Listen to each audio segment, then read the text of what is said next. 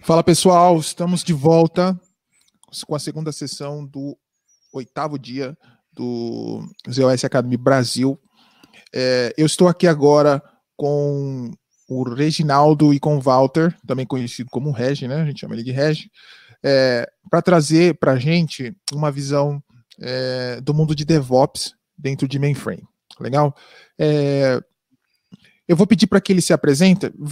Regi, para quem não te conhece, fala um pouquinho da sua história, da sua trajetória, o que você foca no mundo de Z para o pessoal. Ok. Tá me ouvindo? Sim, te escutamos. Okay. Meu nome é Reginaldo, eu ponho Regi porque eu moro aqui nos Estados Unidos e ninguém consegue falar Reginaldo aqui, então Regi é mais fácil. Estou aqui há 25 anos, não, 27 anos. Não, 20 anos, 20 anos. E 27 anos eu trabalhei na IBM Brasil. Ou seja, sou o cara mais velho dessa semana ou da semana passada e pouca gente tem o tempo de IBM que eu tenho aqui. Comecei com cartão, onde fazer um programa demorava uma semana e agora estou nessa modernização, eu sou um exemplo vivo de modernization, onde você faz um programa em até 30 minutos. Então essa é a minha história, eu sou um cara técnico, sempre gostei de tecnologia, nunca quis ser gerente, nem nada disso na IBM, e moro na Flórida agora, morei 15 anos em Boston, era muito frio, vim para a Flórida, me sinto jovem aqui, todo mundo é mais velho que eu, então essa é a minha vida. Legal. E para quem... todo mundo aqui conhece aquela série Lost? Que o Regi me lembra muito o John Locke aqui. Me lembrando muito o John Locke. Mas beleza, Walter, fala um pouquinho de você, um pouquinho da sua trajetória de mainframe na IBM e um pouquinho do foco da área que o seu expertise. Ok, meu nome é Walter. Comecei com TI em mainframe há aproximadamente uns 33 anos, trabalhando no site. Entrei como estagiário na Firestone Pneus, aqui em Santo André, que é a cidade que eu moro. E de lá trabalhei no Banco Sudamérica, que também já não existe mais. Do Banco Sudamérica fui para a Kendo Software, que foi comprada pela IBM. Eu tenho 20 anos de IBM com 33 anos de mainframe. O meu perfil sempre foi técnico, assim como o Regi disse, nunca almejei ir para a área de gerência de pessoas ou área administrativa, sempre procurei me desenvolver tecnicamente. E eu tenho algumas grandes paixões na vida com Z, que são o próprio ZOS, Six, a parte de integração, né, e a parte que eu comecei a trabalhar agora com desenvolvimento, né, ferramentas para agilizar o desenvolvimento e fazer de uma forma mais estreita essa integração que eu venho trabalhando há tantos anos, mas agora do ponto de vista direto do desenvolvimento de sistemas com DevOps, que é muito interessante. Essa é a minha jornada. Bacana. Obrigado, Walter. Pessoal, para a gente conseguir nivelar aqui a sessão, a gente tem diversos tipos de público. Eu vou colocar 2 enquetes aqui para vocês, que vai aparecer na tela. Eu gostaria que vocês respondessem essas 2 enquetes para que a gente consiga, para que o Regi, na verdade, consiga dar uma nivelada no conhecimento, para garantir que vocês vão conseguir assimilar a maior parte aqui do que ele tem para trazer para a gente. Regi, o pessoal está votando aí, você consegue ir acompanhando? Sim. Ótimo. Estou vendo aqui, legal.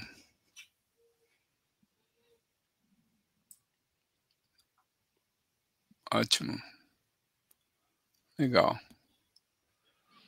Acho que enquanto o pessoal está voltando por conta do tempo, Regi, já dá para ter uma noção aí. Já. E a gente consegue seguir com o seu conteúdo para a gente não atrasar, tá bom? Tá bom. É contigo, my friend. Ok. Para mim é um prazer falar em português, espero não falar palavrão, porque a gente esquece às vezes esse negócio de palavrão, não.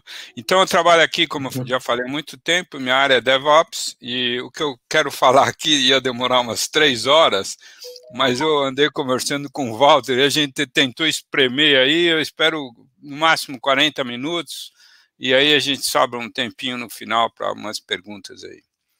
O que eu quero mostrar nessa sessão é comparar coisas que são novas no ambiente Z, comparado com aquilo que é antigo, tá? E vou falar um pouquinho de Git e Jenkins, por isso que eu queria ter uma ideia. Estou vendo que tem 2 caras que são experts em Git e tem um cara que é expert em Jenkins. Estou vendo que a maioria tem alguma experiência, mas alguém já ouviu falar e não sabe o que é. Essa é o que acontece normalmente na área do mainframe aqui. Então, vamos lá, deixa eu tentar mostrar a modernização. Bom, DevOps. E DevOps, todo mundo já deve ter ouvido falar, blá, blá, eu não quero ficar falando de DevOps, mas toda vez que a gente fala modernização, o termo DevOps vem na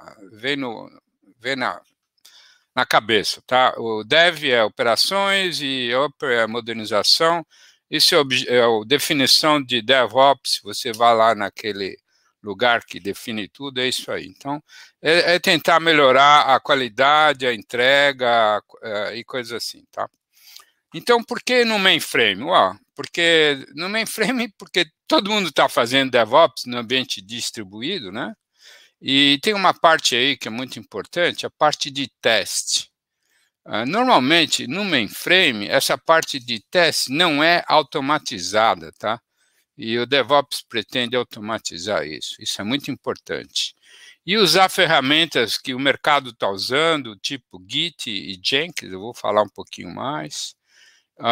Deixar o pessoal mais jovem ficar à vontade no mainframe, esquece esse negócio de SPF, 3.4. Quem quiser usar, usa, mas não é mais necessário, tá? Essa é a ideia. Então, o DevOps no mainframe é muito importante. O que é DevOps? É um conjunto de 3 grandes áreas. Uma área que são pessoas. As pessoas têm que abrir a cabeça, não pode ficar só achando, não, o mainframe é diferente. Diferente nada, é tudo igual. A gente pode fazer tudo no mainframe que a gente faz nas outras plataformas. Então, as pessoas têm que estar adaptadas a isso. Essa é a parte muito difícil, tá? Eu posso ter coisas no cloud, blá, blá, blá, não tem nada diferente. Os processos. No mainframe tem aquela ideia de waterfall. Demora 6 meses para implementar uma mudança. Isso tem que mudar, tem que ser algo mais ágil, então o processo tem que ser diferente. E para fazer tudo isso funcionar, claro, tem as ferramentas, aí que a IBM entra, porque senão a gente não ganha nada com isso. Então, a gente tem algumas ferramentas. Algumas são abertas, free, e outras não. Eu vou me focar nas ferramentas aqui. Bom, essa é uma figurinha que fala sobre o que a gente chama de pipeline. O pessoal de mainframe nunca usa esse termo pipeline. Mas é o seguinte, quando você começa a mexer num programa, né, numa aplicação, você tem a parte de alteração, você tem o teu IDE, você tem o teu Changeman, Endeavor, SCLM, onde você guarda o fonte, você tem Compile, Link and Go, e esse é o que a gente chama de pipeline, até chegar no deploy. Então, se você vê no topo aí, mainframe é muito pobre em termos de ferramentas, tá? O que a gente tem, o pessoal às vezes usa spreadsheets, né, o Word Pro, para fazer documentação, e aí vai para o SPF. Depois para o Library Management, é tudo Endeavor ou Changeman, não tem coisa diferente, às vezes tem Panvalé e coisas antigas. Para fazer a compilação é JCL, Submit, o próprio, às vezes Endeavor ou Changeman tem procedures para fazer o que a gente chama de build, né? Que é um termo de distribuído. Teste é quase tudo manual, dificilmente o pessoal tem algo. Controle de qualidade, a mesma coisa, não tem nada que controla a qualidade. Agora, você vai no distribuído, tem mil ferramentas, por exemplo, o pessoal usa SonarQube para controle de qualidade, o pessoal usa para Java, tem o tal do JUnit, né, para pipeline, que é o que a gente vai mostrar aqui, tem o Jenkins, e assim vai. Então, a ideia é deixar no mainframe a mesma gama de ferramentas que se usa no distribuído. Então, você pega um cara que está trabalhando aqui, ele pode mudar para cá. Claro que ainda vai ter que ter esse conhecimento de mainframe, de o que é um PDS e tal, mas ele consegue fazer um monte de coisa. E aí tem 3 coisas que são importantes. Git. Git tem, vou falar um pouquinho mais para frente sobre isso. É onde você mantém o teu código-fonte. Então, vamos lá. Falando sobre o IDE. O IDE, o que é? O interface, né? No mainframe, o que a gente tem? A gente tem o ISPF. É isso, só isso. Antigamente tinha o Rosco, né? Ainda tem cliente que até usa Rosco, mas a maioria é ISPF. E o que a gente tem agora de moderno? A gente tem o tal do IDZ, né? Que é o mais conhecido, aí os nomes acabaram mudando, né? É baseado no Eclipse, você conecta no teu mainframe. Então, em vez de você usar o teu ISPF TSO, você usa o teu IDE, que é o IDZ. A mesma coisa tem para... Isso é uma coisa nova. Se você, por acaso, quiser utilizar ferramentas da Microsoft, que muita gente usa, com certeza vocês já ouviram falar, muita gente talvez usa o VS Code. VS Code é muito fácil de usar, muito light. Hoje, quando você compra uma ferramenta de IDE da IBM, que é o IDZ, o que a gente chama Enterprise Edition, você recebe o VS Code. Ou você baixa ele for free. E para conectar no mainframe tem várias possibilidades, uma delas usando o tal do Zoe, que você já provavelmente ouviu falar, e outra usando um API do próprio IDZ, que eu vou falar aqui, tá? Então, eu vou ver se eu consigo mostrar rapidinho aqui para vocês terem uma ideia. Então, daqui para frente é uma demo, né? Live. Então, a primeira coisa aqui, eu queria mostrar o IDZ. Então, esse aqui é o IDZ. Como é que o cara vai? Ele vai lá no mainframe, ele dá um right click aqui, ele conecta no mainframe, do mesmo jeito que ele conectou no SPF. A tela é muito pequena, ok, vamos fazer a tela grande, dá um double click, fica grande, né? E aí ele vai lá e acha um membro, né, um negócio que está dentro do PDS, que é um programa COBOL, por exemplo. Ele chega lá e dá um double click aqui no programa COBOL. Deixa eu pegar um que eu conheço por aqui, esse aqui. Ele dá um double click, ele vai lá no meu ZOS e edita o programa, tá? Então, daí para frente, tem várias coisas que você pode fazer. Tem isso aqui, só isso aqui dá 2 horas de papo, tá? Eu não vou ficar perdendo tempo com isso. Mas ele não é somente um editor, ele te ajuda a você fazer coisas. Por exemplo, você pode fazer assim, show, deixa eu ver, show in, program control flow. Ele vai lá e mostra o fluxo do programa, tá vendo aqui o fluxo? Você quer saber todos os áreas do programa que usam um determinado variável, essa aqui. Quero saber onde essa variável é usada. Eu venho aqui, põe show in data flow. Isso é legal porque ele mostra aonde essa variável é usada dentro do programa. Dá para fazer isso com ISPF? Não. Então, é muito mais que um editor. Ele faz coisas que realmente ISPF não faz, tá? Paro por aí, mas fala comigo depois, a gente marca uma demo, o próprio pessoal da IBM aí no Brasil pode ajudar nisso. Agora, deixa eu mostrar a mesma coisa com o VS Code. Eu tenho aqui o VS Code. Para quem conhece o VS Code, é totalmente diferente. A cor é negra, no começo eu não gostei, agora eu estou gostando. Então, aqui é um PDS, ó. Esse aqui é um PDS, aqui está um PDS. Se eu pegar o mesmo programa COBOL que eu peguei lá no IDZ, eu posso fazer. Tem que ver se eu fechei lá. Fechei, senão vai dar problema, porque 2 caras não podem editar o mesmo programa.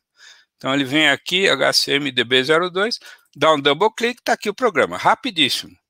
Ele conectou via um API que tem no IDZ. Quer ver um copybook? Move o mouse lá, está o copybook. E assim vai. Todas as capacidades que eu tenho dentro do IDZ, elas estão aparecendo aqui no VS Code. Inclusive capacidade de fazer o que a gente chama de user building, que eu vou falar depois, tá? Então, essa é a novidade do IDE. Vamos correr para frente para tentar mostrar o resto aqui. Então, Deixa eu mostrar os meus slides. Na parte de SCM. O SCM é o que a gente chama de Service Configuration Management, onde você guarda o fonte, tá? Muitos clientes têm Endeavor, que é muito comum, ou Changeman. Existem outros por aí. Tem gente que usa o seu próprio, blá, blá, blá. O que a gente sugere aqui? Git. Por que Git? Bom, o que é Git? Muita gente respondeu aqui, que já sabe, já ouviu falar. O Git é um lugar onde você coloca o teu fonte, não executável, fonte, source, tá? Então, esse Git, no ZOS, tem uma empresa chamada Rocket, que fez um Git client, não é servidor, é cliente, para ZOS, tá? A gente precisa usar isso é free, você fazer um download, e você pode, então, usar ferramentas que são tipo Jenkins, Slack, tem várias aqui que se integram com o Git. Agora, por que Git? Primeiro, extremamente lightweight, é muito mais leve do que qualquer SM que a gente conhece. É super rápido, cada um tem a cópia do seu programa na própria workstation, então não tem problema de perder fonte, porque o cara acha em algum lugar. E tem uma série de vantagens. Eu podia falar 1 hora sobre isso. Novamente, tem que pular, desculpe o tempo aqui, mas ele te permite fazer coisas que os SCMs tradicionais não fazem. Isso eu garanto. Por exemplo, você poder fazer branches. Você tem uma nova versão, você cria um novo branch, começa a trabalhar na nova versão. O João da vida tem cria outro branch, depois alguém faz os merges. Ele é muito fácil de usar. O pessoal que está na universidade, que está começando, usa e gosta. Eu não gostava, agora eu adoro, eu acho que é muito melhor. Então, realmente é importante. Outra coisa, ele te permite colocar coisas que pode ser o que você quer, gráficos, design, documentation. Quem está usando Web Services, né? Que são a ferramenta de chamada de API para SIX, então, pode colocar o fonte aqui e assim vai. E se integra excelente com o IDZ, que eu acabei de mostrar, ou com VS Code, tá? Então, o Git tem que usar para modernizar. Não precisa mover tudo para o Git, jogar o Endeavor, Changeman fora. Não. Você pode ir movendo aos poucos, ou pode até manter os dois. Isso é gosto do freguês. Mas ele te dá uma agilidade muito grande, tá? Então, tem uma demo que eu queria mostrar rapidinho aqui. Deixa eu ver se eu tenho tudo aqui. Eu vou para o meu browser. O que vocês estão vendo aqui é browser. Pelo jeito dá um certo delay, né, para aparecer, talvez. Mas eu dou um refresh aqui e você vai ver que tem aqui o meu browser, a minha figura. Eu sou um mergulhador fanático, mergulho há 40 anos, então. E aqui tem os meus repositórios. Não confundir com supositórios, são repositórios. Repositórios onde você guarda o fonte. Então, tem um aqui chamado Demo Healthcare. Eu vou lá e vejo que tem um código-fonte lá dentro, tá? E aí, esse código-fonte tem os meus programas, é lógico, onde eu tenho meus programas, tem um monte de coisa lá. Então, digamos que eu quero trabalhar com um programa que está aqui dentro, que é esse aqui. É muito simples. Como é que você faz? Você vai lá para onde tem o repositório, clica aqui, ó, e diz assim, faz uma cópia esse cara aqui. Isso é via SSH. Se quiser fazer via HTTPS, também pode. Eu vou fazer por esse que é mais seguro. Então, faço uma cópia, vou lá no meu IDZ, ou no VS Code, você escolhe o que você gosta. Aqui dentro tem uma perspectiva chamada Git. Tem que achar por aqui, ó, Git. Pronto, tá lá, é parte do produto. Aí o que você faz? Você faz a primeira vez que você faz é um clone. E aparece aqui o que você fez o copy, ó. Que é o que eu fiz o copy de lá. Então, esse aponta para um repositório. É claro, eu tenho que ter uma password aqui, que eu não vou fazer. E depois que você faz o clone, você tem o código local aqui. Você tem o código no teu laptop aqui, ó. E aí você faz uma alteração, Hoje que horas são? Eu acordei cedo hoje, são 0... Para mim é 9h36. Fiz uma alteração aqui, o 9h36. E dou um save, né? Isso está local, não está no mainframe, está local. E ele aparece aqui, ó. Que houve, ele está no OnStage, né? Eu posso dar um double click e vocês vão ver que aparece aqui, ó. Que foi feita uma alteração. Isso é como está lá no meu repositório, isso é como está, aliás, à direita no meu repositório e à esquerda o que eu fiz. Aí você vem aqui e põe um comentário aqui. Isso é como o Git trabalha, tá? Então, fiz uma modificação. Aí vem aqui e faz um commit. Pronto. Se eu tiver a conexão, que eu tenho aqui, aliás, se cair, vocês vão logo perceber. Você pode, inclusive, vir aqui, ó, e dar um outro double click aqui. E ele vai lá e mostra de uma forma que o pessoal de Git entende mais. É a mesma coisa, só que um jeito um pouquinho diferente de mostrar.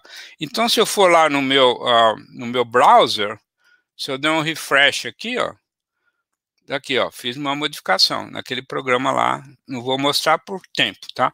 Então, é muito fácil trabalhar com Git. Você baixa para a tua plataforma e trabalha com ele. Só que depois você vai ter que jogar lá para cima, é lógico, para compilar, né? Aí eu vou mostrar daqui a pouquinho. Bom, então esse é como você trabalha com Git, tanto o IDZ como o VS Code, e pode ser também o Eclipse Che, que é outra opção. Então, eu fiz isso aí. Agora, como é que seria a parte de build? O build, na verdade, é o compile, link e bind, se tiver DB2. Quem tem DB2 sabe o que é bind.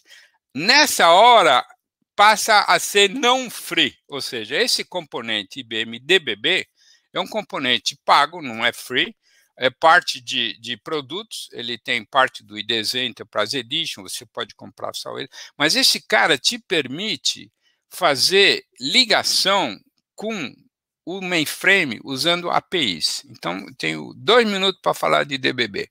O que é DBB? É algo totalmente novo, tá? É a possibilidade de você acessar as coisas no mainframe usando APIs, ou APIs. Então, você tem aqui um monte de DBB, APIs. O que você faz lá? Por exemplo, invoca um programa. Por exemplo, aloca um dataset. Por exemplo, submete JCL. São APIs, tá? E como é que você usa essas APIs? Usando a tua linguagem favorita, que usa APIs. Por exemplo, JavaScript. Ou, por exemplo, Groovy, ou Ruby, ou Python, você escolhe, tá? A IBM provê uma série de exemplos com Groovy. Eu vou mostrar aqui. Além disso, esse cara, ele é inteligente, tá? Ele tem um application server aqui na verdade, está num Linux, isso aqui, no ambiente Linux. Ele tem um application server que tem todas as dependências dos teus programas. Então, você tem um copybook de COBOL. Se você altera esse copybook, você assim, build programa X que usa esse copybook. Ele vai alterar todos os programas que usam esse copybook. E essa dependência está escrita aqui. Eu vou fazer uma demo depois dessa sessão usando isso. Então, seria interessante quem tiver interesse participar, porque nessa sessão aqui eu não vou ter tempo de mostrar isso aí. Outra coisa que você integra é com os Gits, né? Tanto faz GitHub, GitLab ou Bitbucket, que são empresas que trabalham com Git. Então, ele se integra muito bem, porque ele move para o Rocket Git que está no mainframe, que está em verde aqui é mainframe, e você usa o Jenkins, que tem um agente no mainframe, para fazer as chamadas dos DBBs, para fazer um compile, link and go, tá? Então, o DBB é a peça fundamental para fazer o que a gente chama de pipeline. Então, vamos continuar. Esse é um exemplo de DBB. À esquerda, vamos para a direita. A direita é um JCL. Todo mundo conhece JCL. Esse aqui é um exemplo de compiling, link and go. Tá? Não coube tudo aqui, um pedaço, né? Então, em algum lugar aí você tem a definição de espaço, unidade. Isso aqui é muito comum para o pessoal de mainframe. os velhos como eu sabem de cor isso aí, bababá, bababá. Então, agora, em vez de eu fazer isso, o que eu posso fazer? Eu faço chamadas de APIs, tá? Aqui eu defino uma chamada de API para fazer, por exemplo, um DDName, para alocar um espaço, e chamar um compilador e assim vai. Como isso aqui é uma linguagem inteligente, eu posso fazer muito, muito mais do que eu faria com JCL. Por exemplo, eu posso checar no meu programa COBOL se ele tem DB2. Tem DB2? Coloca a opção SQL de compilação, por exemplo, tá?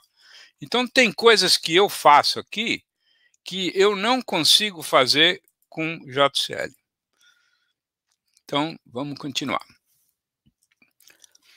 Como é que se usa o DBB? Bom, se eu tiver tanto o IDZ, né, como o VS Code, eu posso facilmente usar o DBB usando o que ele chama de User Building. Então, por exemplo, você tem um programa COBOL que você modificou, você quer saber se funciona. Em vez de você usar JCL, você dá um right-click do mouse, né, um right-click, e ele tem essa possibilidade de usar o que ele chama de User Building.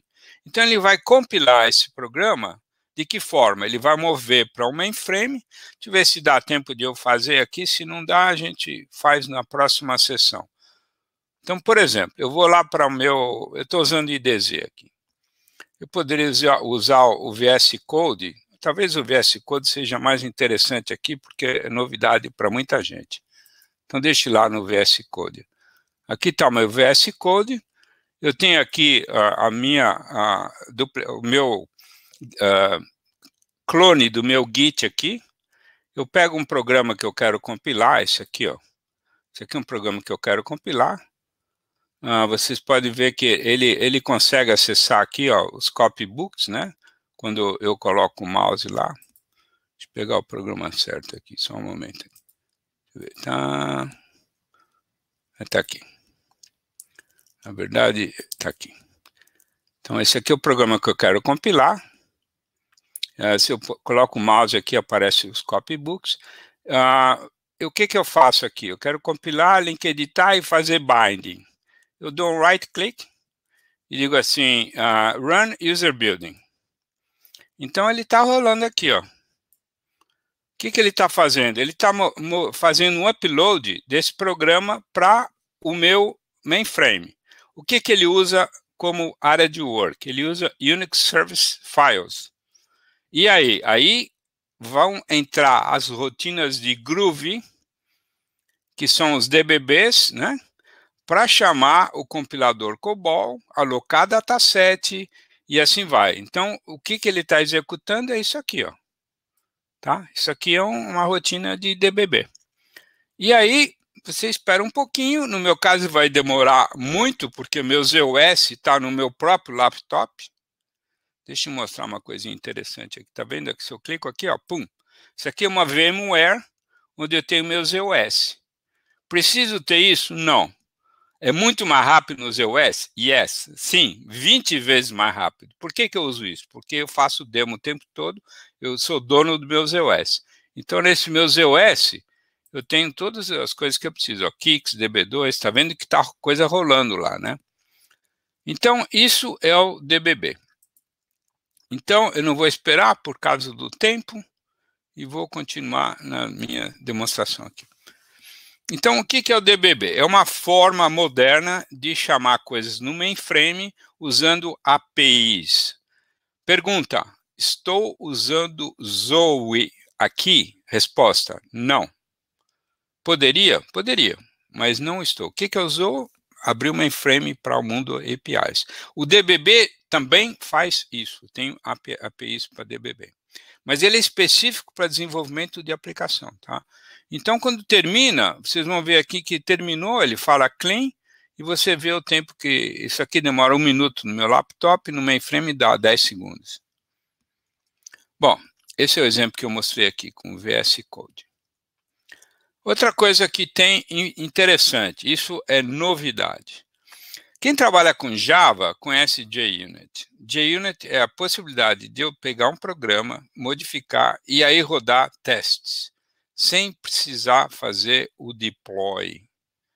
Isso é importante. Ou seja, eu faço o teste em tempo de codificação. Isso é o que a gente chama de shift to the left. Trazer a parte de codificação para a esquerda o mais que seja possível. Tá?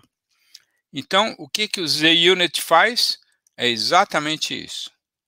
Então, como é que funciona o ZUnit? Deixa eu mostrar rapidinho aqui. Isso seria mais uma sessão de 1 hora para ver os detalhes, eu não vou ter tempo. Eu tenho um programa COBOL, né? Esse é o meu programa COBOL. Eu dou um right click aqui e falo assim, olha, gerar um test case, que é o que eu quero fazer. Então, o que ele faz? Ele gera programas COBOL. Eu tenho que fazer registros de vários test cases, por exemplo, entra João, sai José, entra Maria, sai Antônio, entra 1, sai 3. Esses são os test cases. É como o JUnit. E aí ele gera programa COBOL que roda esse test case. Então, você faz uma manutenção. O cara veio aqui e fez uma manutenção no programa, né? Compilou, link editor, usando JCL ou usando DBB, não importa, fez uma manutenção. Ele quer saber se quebrou alguma coisa. Como é que normalmente hoje o cara faz? Ele põe isso no SIX, tem que fazer um bind, tem que ter um ambiente SIX DB2 e testa. Aí fala, quebrou, volta para trás. Você faz isso sem precisar o ambiente de SIX e DB2. Como é que você faz?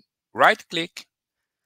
E ele tem aqui o que ele chama de Run Test Case, que na verdade ele vai submeter o programa, um JCL. Deixa eu mostrar aqui. Então ele vai fazer esse programa JCL que ele vai submeter, vai usar um executável. Esse é o executável que eu criei antes, né? Que são os meus test cases. E fala OK. E ele submeteu para o meu ZOS. Se eu for lá no... Aliás, vai submeter. Se eu for lá no meu ZOS, vocês vão ver que entrou um job aqui, ó, started, terminou. Na verdade, ainda está executando. Então, eu venho aqui e vejo o return code dele. Ó. Ele tem que ter return code 0. Se não for return code 0, significa que eu quebrei o programa. Ou seja, eu fiz um erro, eu tentei consertar alguma coisa e quebrei outra. Então, esse tempo de execução é feito em batch, sem precisar do SIX e sem precisar do DB2. Nesse caso, é um programa SIX DB2. Então, por que demora? Porque, como eu falei, eu uso um mainframe que está no meu próprio laptop, que demora muito. Então, aqui deu o código retorno 0. Então, vocês vão ver que os 2 test cases que eu fiz, passou. Se eu for lá no meu JCL, no meu Jazz, né? Se eu dou um refresh aqui, ó, refresh, vocês vão ver que tem aqui um programa, ó, que foi executado. Quer ver o JCL? Vamos ver. Tem um show JCL aqui. Eu mandei um programa batch. Não tem acesso a DB2 ou SIX. Isso é feito em batch. Isso é muito importante. E eu asseguro para todo mundo aqui, eu trabalho nos Estados Unidos, com muitos clientes grandes aqui, não existe nenhum... isso é coisa nova, não existe nenhuma ferramenta no mercado que faça isso hoje, tá? Isso é bem recente, eu acho muito interessante, porque você podendo fazer o teste em batch, você coloca isso no teu pipeline do Jenkins, que eu vou mostrar daqui a pouco. Então, sem precisar do ambiente, o cara faz o teste. O que ele usa para fazer esse teste? Ele usa programas COBOL e ele usa o que a gente chama de stubs. Tá? É como se fosse uma virtualização da base de dados. É claro que se você não fez um test case bom, não vai ter um resultado decente. Eu só fiz 2 test cases, né? Então, você vai ver aqui que o test case, esse passou e o outro também passou, tá? Aliás, está aqui. Ele tem o test case número 2 e o número 3, ó, tá? Os 2 passaram. E aqui tem várias informações que você pode recolher. Ó, isso vale para um programa. O que a gente tem de coisa que acabou de sair também é entre vários programas. Um programa chamou. Então, tem uma forma de você fazer isso entre vários programas. Seria um teste de integração, em batch também, a mesma tecnologia. Isso chama-se WOSI VTP, que é um negócio totalmente novo, tá? Que não vou ter tempo de falar muito, mas essa área de teste é muito importante e todo mundo concorda com isso. E a gente tem muitas coisas novas aqui na parte de modernização. É importante que, como eu falei, não tem SIX nem DB2 aqui. Code Review, parte de qualidade. Isso não tem no mercado nada. Existe o Sonar Cube, que existe também para mainframe. Eu posso integrar isso com o próprio IDZ, mas dentro do meu IDZ, ainda não tem no VS Code, mas tem no IDZ, eu tenho uma parte de qualidade. Por exemplo, cheque todos os programas que tem GoTo. Eu posso rapidamente fazer um pequeno exemplo aqui. Eu tenho um programa aqui, COBOL, né? Eu dou um right click aqui e eu tenho um negócio chamado, aqui, ó. Eu faço uma configuração de análise. Por exemplo, eu quero uma regra aqui de negócio que é todo programa não deve ter SQL asterisco. Todo programa não deve ter GoTo, tá? E aí você faz você pode fazer isso em batch, não precisa ser online, tá? Você pode fazer isso na pipeline também. Eu quero que ele faça uma análise dentro do meu projeto aqui, que eu tenho que achar em algum lugar aqui.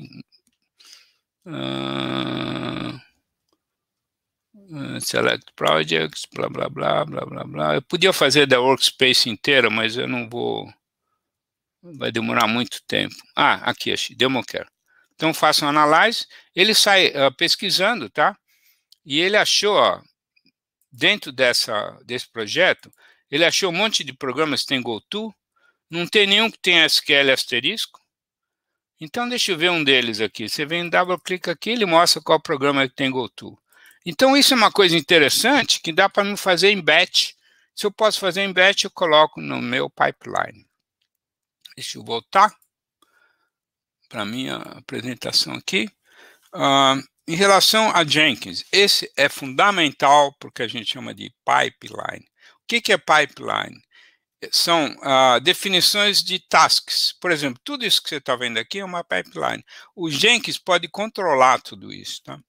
Então, por exemplo, o que é Jenkins? Bom, antes disso, né? Como eu perguntei aqui no chat, muitos já ouviram falar, tem um cara que é expert aqui, ótimo. Vai precisar de você, viu, meu? Principalmente para mainframe, agora todo mundo quer fazer Jenkins. É uma ferramenta que você faz pipeline e para fazer automatização e fazer delivery. Então, você consegue automatizar o teu processo de escrever código. Então, esse aqui é um exemplo um pouquinho mais complexo, né? Eu tenho aqui a parte de codificação, à esquerda, eu tenho a parte de building, a parte de deploy, a parte de teste, e assim vai, né? O Jenkins pode controlar tudo isso, tá? Então, eu tenho uma demo depois dessa sessão, onde eu vou mostrar isso em detalhe, mas a ideia do Jenkins é fazer algo assim. Por exemplo, começa uma sessão.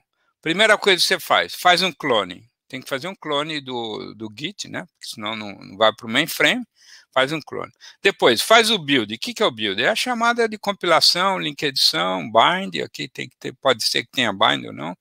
Faz um teste unitário para ver se você está funcionando tudo bonitinho. Faz o que a gente chama de code coverage. Vê se o teste teu fez código 100%. Não, 42%? Tá ok. Melhor do que nada, mas o ideal seria perto de 60%, 80%. E aí, a parte de deploy. Aqui eu estou usando uma outra ferramenta da IBM, que também é uma ferramenta paga aí, dessas aqui, as duas que eu falei, o DBB e o Urban Code, que faz o deploy. O Urban Code é uma ferramenta de deploy, que é muito usado em plataforma distribuída, que a gente suporta no mainframe também. Por que usar Urban Code? Que fica especificamente para fazer o deploy, não precisa ficar escrevendo código no Jenkins. Poderia fazer com Jenkins? Poderia, mas precisa fazer um rollback por exemplo, com o Jenkins não é fácil, aqui é muito mais simples. Então, existem plugins, na minha demo à tarde eu vou mostrar isso aqui, à tarde não, depois, né? Para mim é quase tarde aqui, mas eu vou mostrar isso aqui e fica mais fácil. Então, deixa eu fazer a pequena amostra ao vivo aqui. Eu tenho aqui o que vocês estão vendo, ó, é um Jenkins, tá? Isso aqui é uma pipeline que eu rodei. Então, se eu clico aqui, esse é o clone. Então, se eu venho aqui e eu vejo o que eu fiz nesse clone. Ó. Eu fiz um clone, eu fiz uma modificação. Depois eu fiz aqui o meu build. O que foi o build? É compile link.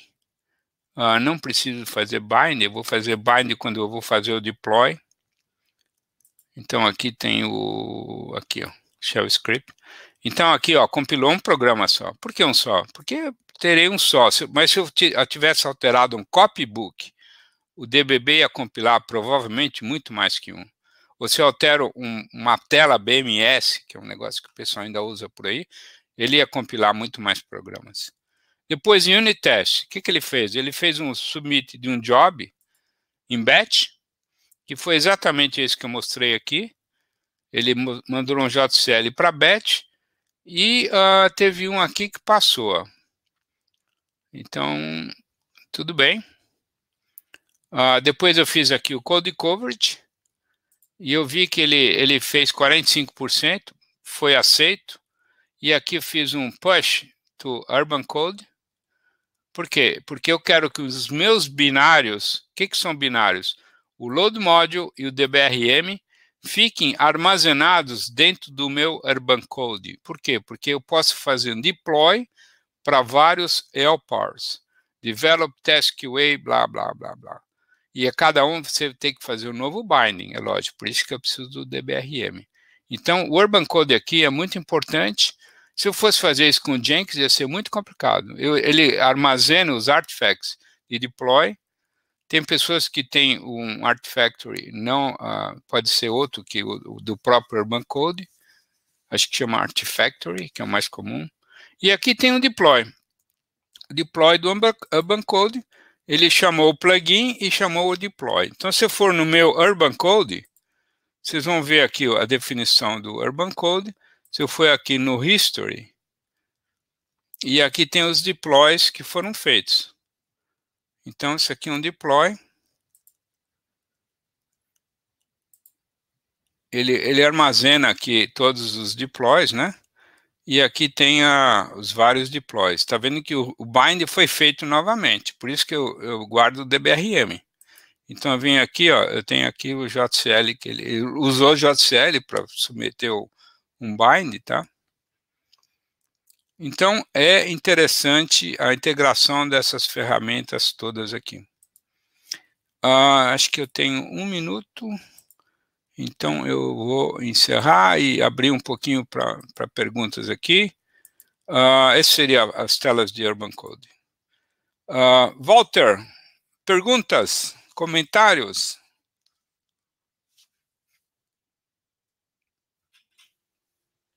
Opa, me escutam? Se tem alguma pergunta, algum comentário, alguma coisa que apareceu no chat? Temos aqui. Um dos nossos ouvintes aqui colocou que um dos medos que tem é de trazer alguns problemas conhecidos do distribuído para o mainframe, trazendo essas novidades. Cita que já teve problemas no passado com Java. Imagino eu, agora o Walter fazendo aqui uma inferência, deve ter sido com versão, funcionalidade, classe.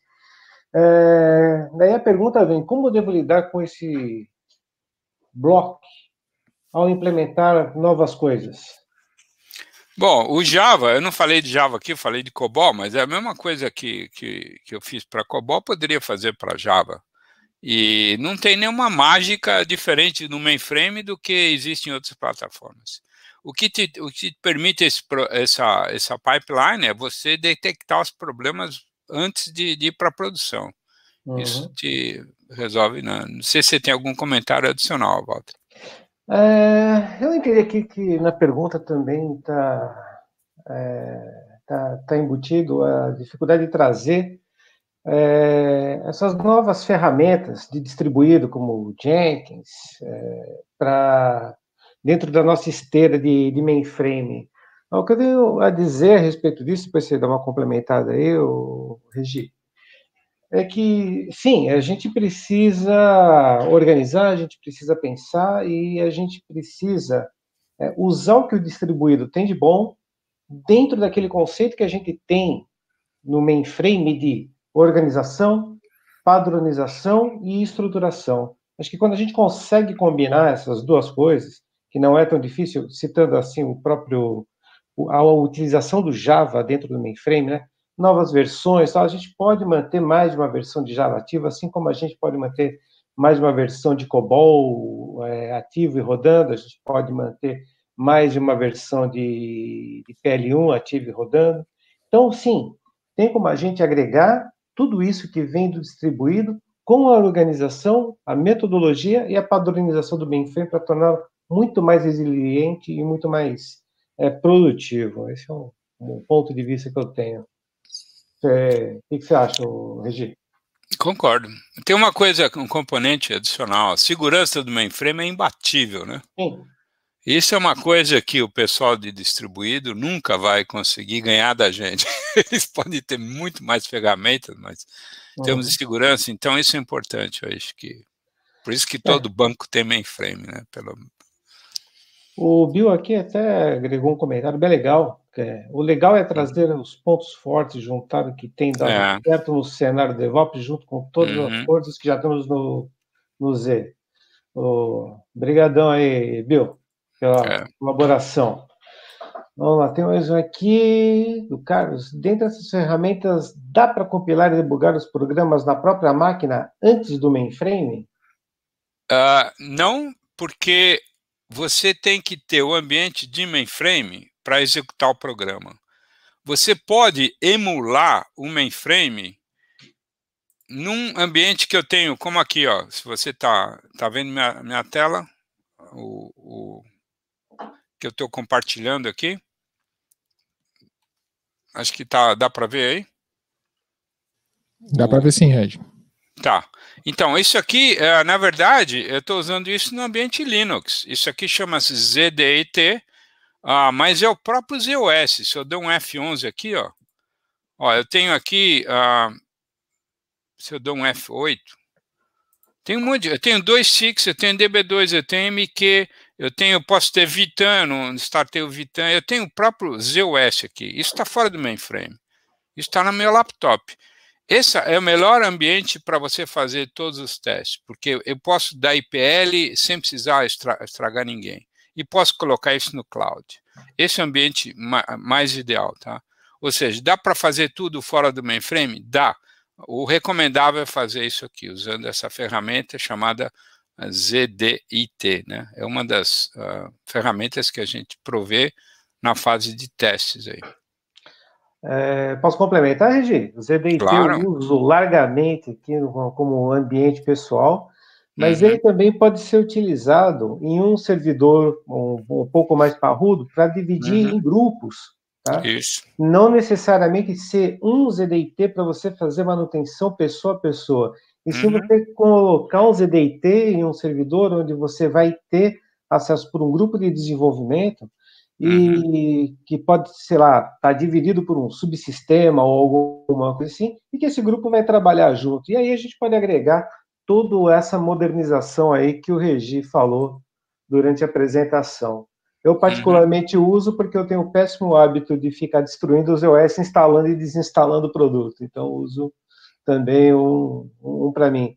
O que é mais legal também, a gente pode, como eu faço, salvar uma imagem. Caso eu venha destruir uma LPA, eu simplesmente baixo os discos novamente e inicio ele como do meu último backup. Tá? Bem legal e totalmente aderente a tudo isso, a todos os recursos que o Regi falou. Não é um emulador de sistema operacional, e sim um emulador de hardware. Exatamente. Ele bota os OS mesmo, tá? Numa emulação de hardware em cima de Intel. Outra coisa que eu queria comentar aqui é o seguinte: existem novas ofertas que estão saindo aí, uma delas é esse tal de IBM WOSI, tá? Eu não vou falar disso porque é muito grande, que é você poder utilizar esse ambiente, tá? Que é um ambiente que vai ser usado com OpenShift, quem já ouviu falar de OpenShift, tá? Dentro dessa área, quer colocar isso no ambiente virtual para desenvolvimento, tá? Então tem muita coisa. E essa parte do ZDIT está nesse bloco aqui, ó. Vocês veem aqui que está aqui, ó. IBM, qual que é o nome dele? ZDIT. Isso aqui. Mais uma pergunta aqui, da colaboração da Maura. Para quem é conhecedor somente de mainframe puro, por onde posso começar a estudar para entrar nesse mundo de modernização? Ok. Posso responder? Opa! Primeira coisa, abrir a cabeça. Achar que tem coisa melhor que SPF, porque tem uns caras que eu conheço aqui que falam assim, me recuso a usar a IDZs, prefiro sair da empresa. Olha, esse cara não vai modernizar muito. Então, a primeira coisa é abrir a cabeça. A segunda coisa é começar devagarinho. Você não precisa parar de usar SPF. Você pode usar SPF, aí você precisa fazer um code coverage, né, que não dá para fazer no SPF, precisa fazer análise, e aí passa a usar ferramentas como IDZ ou VS Code. Então, acho que tem que começar devagar. Existem cursos, se vocês tiverem interesse, o próprio Walter aí ou eu, a gente pode apontar para vocês, são free, cursos pela internet, tudo hoje é feito pela internet, onde o cara, o tal do John Sayles, que é um especialista aí, ele mostra caminho das pedras, como começar, tá? Então tem várias formas. Começa pelo IDE, né? Por aqui. Acho que é a melhor forma de começar.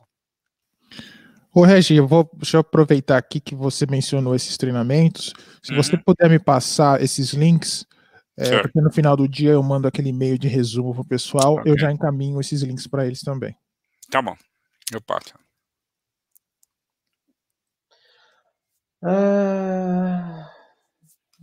Perguntaram se o ZDIT é open. Não é. Não. Tem um negócio que é open aí, que o pessoal conhece, eu esqueci o nome, você deve conhecer, Walter, que é Free Atlas, não é Atlas, tem Hércules, uma coisa assim.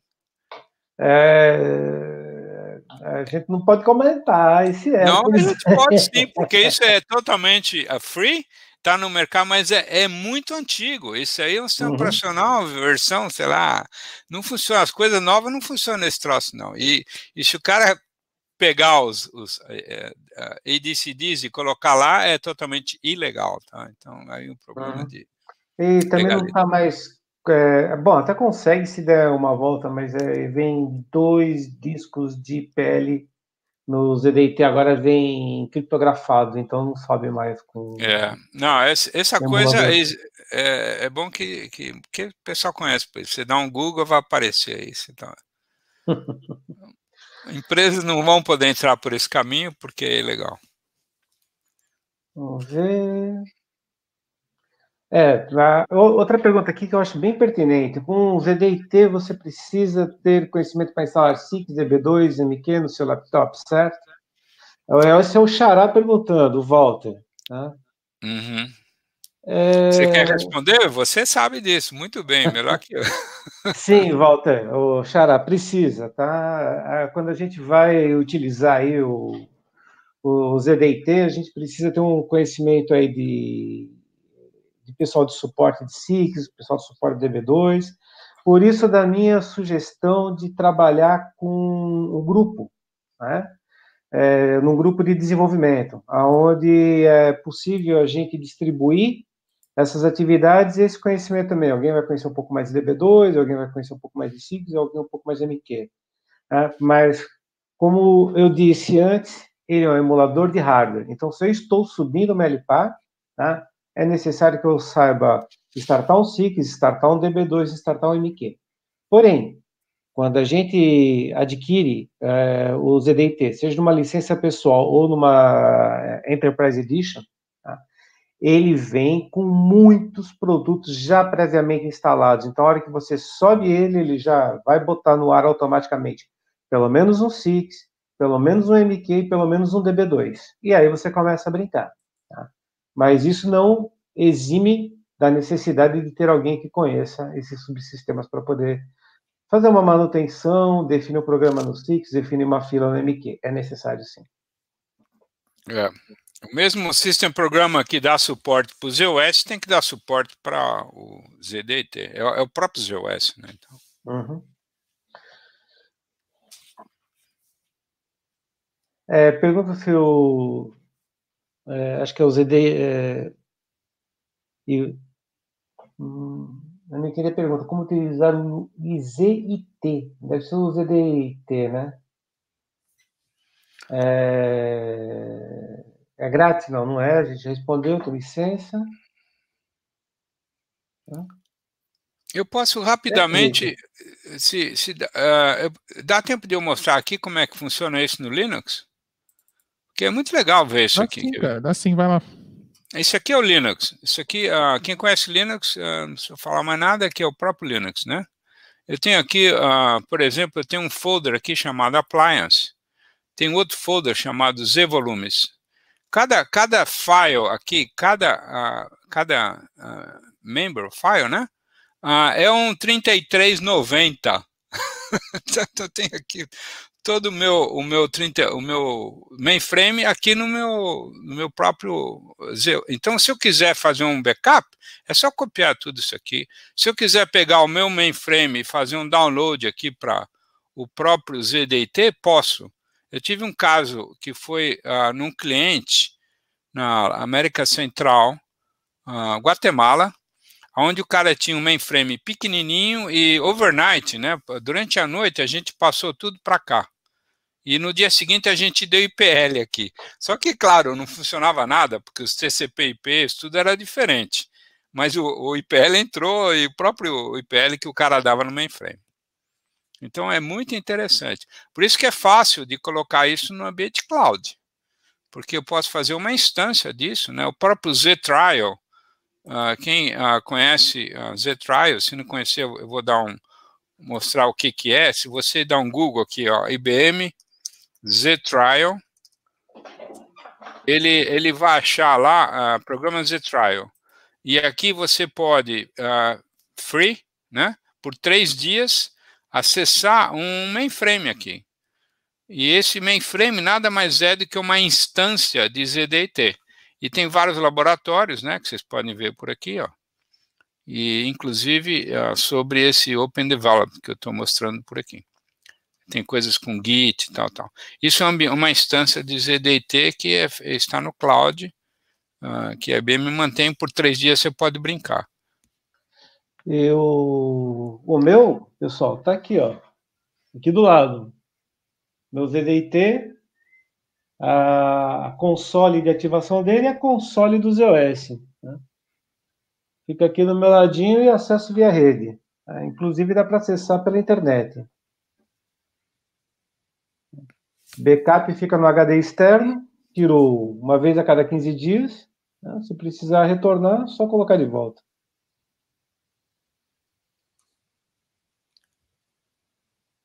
Outro dia eu estava num avião, na verdade era uma viagem longa, e eu estava usando o ZDT.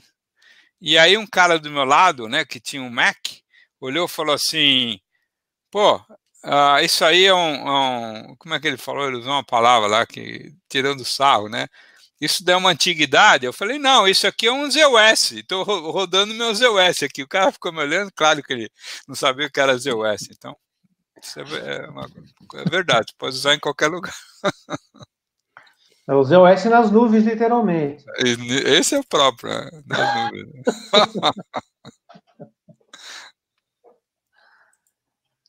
Bom, as perguntas cessaram.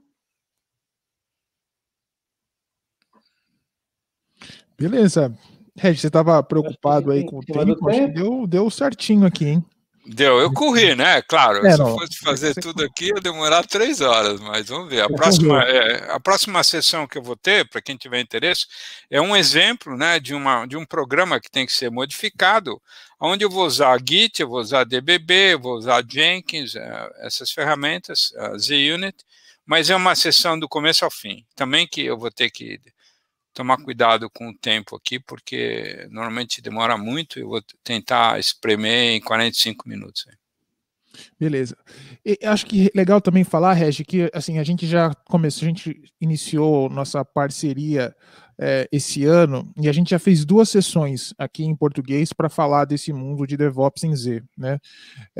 Essas 2 sessões que a gente fez, sessões individuais que a gente fez dentro da Iniciativa Z, eu vou pegar o link dessas sessões também e envio para vocês, porque eu acho que tudo faz parte aqui do que a gente está falando, e eu envio o link dessas sessões, que acho que cada uma tem 1h30, e aí acho que você entra um pouquinho mais detalhes em algumas dessas coisas, né? Inclusive o Z-Unit que eu comentei aqui. Exatamente. Então, serve também para o pessoal que não participou, que não assistiu. Fica a dica aí, galera. Faça parte aí do Iniciativa Z, porque a gente está sempre trazendo novos conteúdos.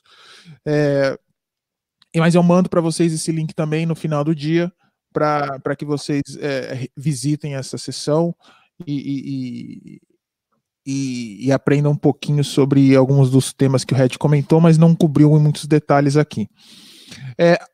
Assim como eu fiz em todas as outras sessões, está disponibilizado aí o link do feedback da sessão, tá legal?